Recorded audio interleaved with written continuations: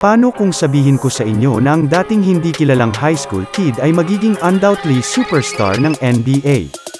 Ito ang pambihirang kwento ng Memphis guard na si Ja Morant.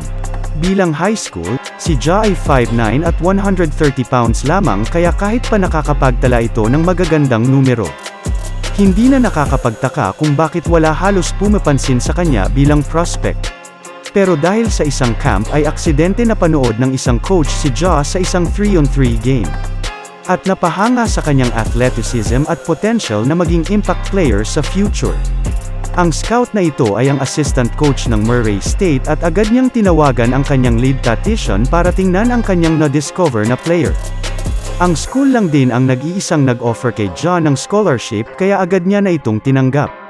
Dito ay wala namang sinayang si Morant na opportunity at matapos ang solid freshman year, sinundan niya ito agad ng panggulat na second season. Sa taon din na ito ay napansin na ang skills ni Ja at naging highly regarded at projected na second pick sa 2019 NBA Draft. Hindi naman nagkamali ang projection na ito at sa ilang taon na paglalaro sa NBA ay pinasikatan talaga tayo ni Ja ng high-flying play. Sa taas nitong tumalon kasama na ang confidence sa kanyang kakayahan ay natataas niya ang Memphis kahit pa sa mahirap na Western Conference. Sa tingin mo ba makakapanalo ng ring at MVP si Ja Morant?